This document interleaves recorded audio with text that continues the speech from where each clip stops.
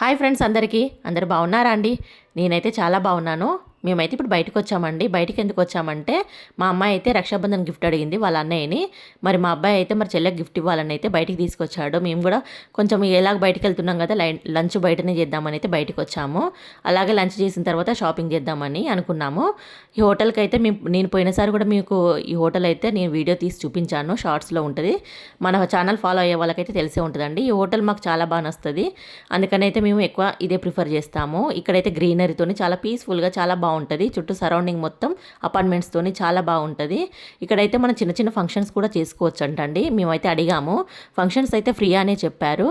ఒకవేళ మనం చేసుకోవాలంటే ఒక 30 మెంబర్స్ వరకు సరిపోతుంది. చాలా ఈజీగా చేసుకోవచ్చు. ఒక 30 మెంబర్స్ వరకు డెకరేషన్ ఒకటి మనం చేసుకోవాలి.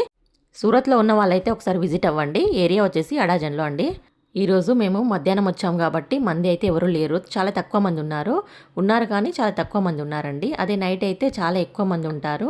ఇక్కడైతే మేమైతే చాలా ఎంజాయ్ కూడా చేసామండి. ఎందుకంటే మధ్యాహ్నం వచ్చాము కాబట్టి చాలా టైం స్పెండ్ చేసాము. అదే నైట్ అయితే చాలా మంది ఉంటారు కాబట్టి తినడం వెళ్ళడం అనేది ఉంటుంది. ఈరోజు అయితే మేము తిన్నాకైతే ఇక్కడ చాలా టైం స్పెండ్ చేసాము. ఉయ్యాలైతే నేను చాలా సంవత్సరాల తర్వాత ఊగినని చెప్పొచ్చండి. చాలా అంటే చాలా సంవత్సరాల తర్వాత ఉయ్యాలైతే ఊగాను నేను. తర్వాత పిల్లలు కూడా చాలా ఎంజాయ్ చేశారండి. పిల్లలు కూడా స్లైడింగ్స్ చేశారు, ఉయ్యాల ఊగారు.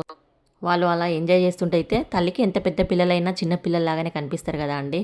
వాళ్ళు అలా చేస్తుంటే నాకు చాలా అంటే చాలా సంతోషంగా అనిపించి వీడియో అయితే తీసుకున్నానండి.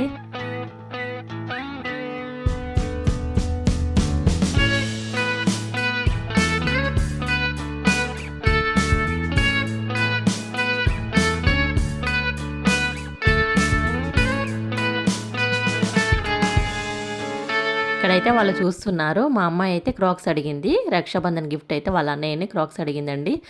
అన్నయ్య అయితే క్రాక్స్ చెల్లెమాట కాదని లేక అయితే క్రాక్స్ అయితే ఇప్పిస్తున్నాడు. మనం ఎన్నో ఖర్చు పెడుతూ ఉంటాం కదా అండి. ఇలా రక్షాబంధన్కు గిఫ్ట్ రూపంలో ఏదైనా కానుకగా ఇస్తే వాళ్ళకి ఎప్పటికీ మెమరబుల్గా ఉంటుంది కదా. అదే క్యాష్ ఇచ్చామనుకోండి, క్యాష్ అయితే ఖర్చు అయిపోతుంది. ఇలా గిఫ్ట్ రూపంలో ఏదో ఒకటి ఇస్తే మా అన్నయ్య ఇచ్చాడు, అయ్యో మా తమ్ముడు ఇచ్చాడు అనేది అయితే గుర్తుంటుంది. అక్కకైనా చెల్లెకైనా రక్షాబంధన్గా ఇదైతే ఒక గిఫ్ట్ ఇస్తే అయితే బాగుంటుందని నా ఉద్దేశం అండి. అందు గురించి అయితే మా అమ్మాయి అడగగానే నేనైతే ఓకే అన్నాను. నాకు కూడా ఓకే అనిపించింది.